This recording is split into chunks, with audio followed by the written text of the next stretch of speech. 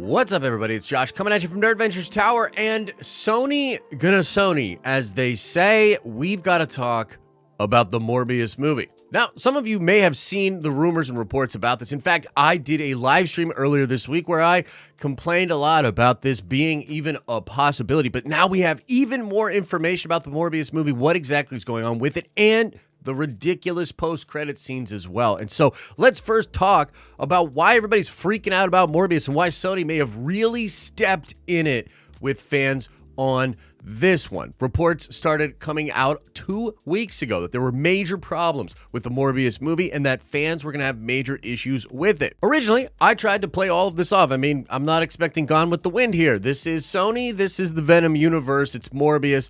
I was kind of down. I was also pretty partial to a lot of the trailers, and I enjoyed what they were teeing us up to enjoy in the film. But that's kind of the main problem, folks, because allegedly a lot of the stuff that was put into the trailers to hype up nerds like me, like the Spider-Man on the wall, like Michael Keaton's Vulture, which was the talk of the town in the very first Morbius trailer, a lot of that stuff has been cut from the film. Now, look, we don't know for sure. Maybe I'll watch this movie and be like, holy crap, Sony pulled a real fast one on everybody and had this different cut of it out there. Because here's the deal, man. A lot of reliable people that have seen the movie have talked about this. There's even people out there breaking their friggin' embargo and whatever. There are people out there breaking the rules of journalism just to try to warn fans like you and me about how bad this is going to be. So, to be clear, what is being reported is that Michael Keaton is not in the film at all. Now, he's in both post-credit scenes, which we'll talk about because those make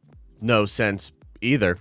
But he's not in the film. Neither is the scene that has Spider-Man on the wall. Neither is the mystery of Spider-Man not being around, which was in other trailers. Now, this one I'm a little less certain about, but people are saying that even the references to Venom are no longer in the film. Haven't had anything this good since that thing in San Francisco. Who the hell are you, man? I am Venom. I'm just kidding. It's Dr. Michael Morbius. It's not even in the same universe as the Venom movie. Sony, what is you doing? Now, on top of that, the movie's apparently not even that good.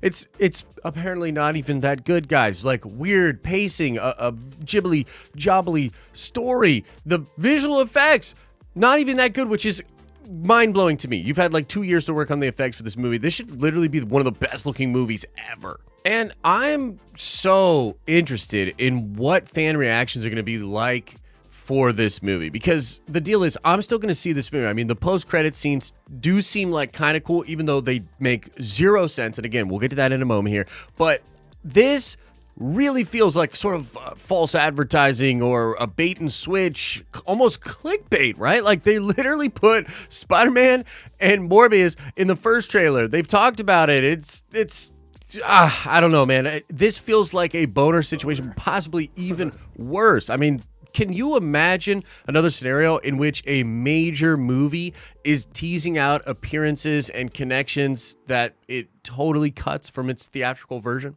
And I've continued to try to defend Sony. Like, a lot of folks don't like the Venom movies. I kind of find them charming. I don't know. I kind of like what they're doing with Tom Hardy. I was excited about the post-credit scene with Tom Hardy in No Way Home, even though it's really weird and he basically just gets reverse Uno'd back into the Sony universe. I am excited for the prospect of future Spider-Man Sony stuff. Across the Spider-Verse is likely to be amazing. Toby and Andrew want to come back, and they would come back, by the way, in Sony projects. And so there's just so much possibility.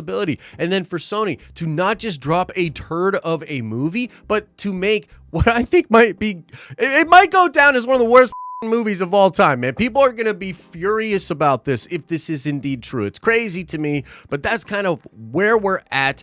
I'm still going to see the movie, and I'll do a video that Thursday night, and man, we'll see, and we'll also talk about it, and we'll see how fans are feeling. But like, I imagine Sony is going to receive just piles and piles of negativity, which frankly, if all of this is true, they deserve. Now let's talk about the post-credit scenes. This is the newest bits out there. Again, we don't know for sure if this is true, but it's coming from a ton of reliable people. Like, a lot of people are talking about this, chiming in on it, corroborating this to be the case. There are apparently 2 post-credit scenes. The first one is going to involve the Toomes character, or Vulture, Michael Keaton's Vulture, coming into the Morbius universe via the spell that Spider-Man No Way Home had at its ending. This is the big purple magic spell where all the villains are coming through. Doctor Strange was using this spell, and similar effects are apparently used here to imply that the Vulture is brought into Morbius's universe. He's in a prison cell. They don't have him on record for any crimes, and so they have to release him. Then in the second post-credit scene, Morbius is driving down the road, gets out for one reason or another, looks out into the distance, and it's freaking Vulture. Yeah, Michael Keaton Vulture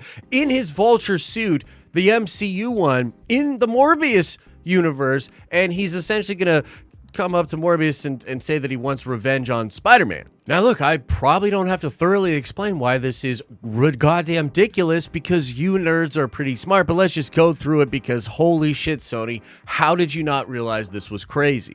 Look, I'll admit the mechanics of that spell are mysterious, even from the perspective of Spider-Man No Way Home. There's some sort of holes in that plot and some things that don't necessarily make sense. But at the end of the Spider-Man No Way Home movie, it's pretty damn clear what's happening. Everybody from throughout the multiverse that knows who Spider-Man is being brought in to that universe, to the universe where Tom Holland is Spider-Man. So there's no reason why Vulture would be brought into Morbius's universe unless Morbius is actually taking place in the MCU. Pause. Holy shit, did we just figure it out? No, because Michael Keaton's Vulture is in the MCU. He wouldn't come from a universe that he's already in into a universe that he's already in. Think about it, it makes no sense. So there's no logical explanation as to why that first post-credit scene happens, other than Sony just trying to hide the actual canon from casuals and make us think that all of this is well planned out and connected. But on top of that, how does the second post-credit scene work? What is going on? Morbius is literally depicted as a hero, we're led to believe, in this movie. Why would he want to attack Spider-Man? It makes zero sense. Why would he want to team up against Spider-Man? And why would Toomes, after that spell is corrected, even A, know who Spider-Man is, or B, want revenge on Spider-Man? And why would he be wanting Morbius's help to get revenge on Spider-Man now that he's in a different universe? Wouldn't he go to somebody else to get universal help? You know what I mean? It's just Sony wanting to do Sinister Six and being super sloppy with the continuity, okay? So look, again, we're going to have to see it for ourselves, right? We're going to have to see it for ourselves. Maybe it'll make sense, but holy crap, guys. This may be a very unique moment in nerdy fandom. Maybe this is when, like, everybody turns on Sony. Maybe they'll get away with it because No Way Home was so dope, and some of the perspective things that are coming are going to be really cool. I don't know. You let me know. What do you think about all of this? Are you still going to see Morbius? You let me know in the comment section below. If you like this video, slap a like on it. It does help us out. And I hope wherever this video is finding you at, that you are having an awesome and a nerdy day.